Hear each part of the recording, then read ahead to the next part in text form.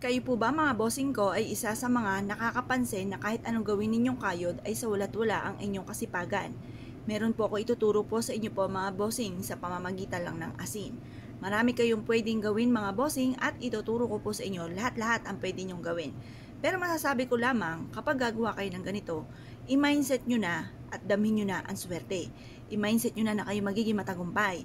Kasi kung kayo'y gagawa ng ganito at nasa isipan po ninyo na kayo ay malas, malas nga po mga magaganap. Makapangyarihan ng ating salitain, ang ating isipin.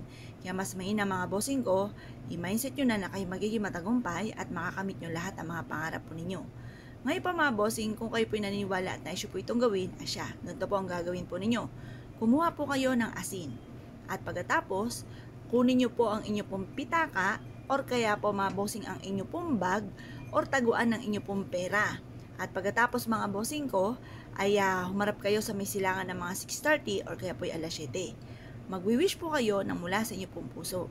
Sabihin niyo po sa pamamagitan ng pampaswerteng ito ay magtutuloy-tuloy ang pasok ng swerte sa akin. Makakamit ko lahat ng mga pinapangarap ko sa aking pong buhay. Ganun po ang pagwi-wish mga bossing. Ngayon po mga bossing, habang hinahaplos nyo ito, sabihin nyo, magkakaroon ako ng napakaraming pera. Ganun po ang pagwi-wish sa inyo pong pitaka.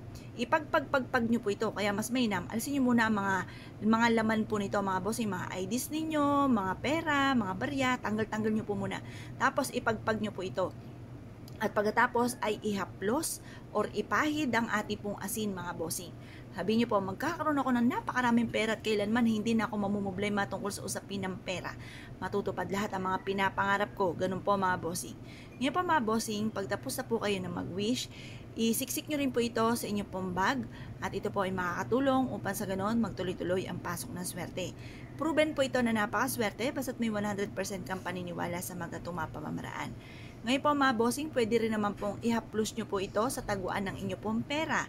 Upang sa ganon kayo po ay ang inyong kaperahan ay dumami ng dumami ng dumami ng dumami. Ito po ay makakatulong upang sa ganon kayo po ay lagi pong magkaroon ng malaking benta or kaya po laging i-adya kayo kung saan lagi kayo suswertihin na wala yung isang bagay. Halimbawa, meron kayong negosyo, nalugi po ito. Huwag kayong mag-alala. Isipin nyo na lang kaya ito ay nangyari dahil may darating na mas higit po dyan.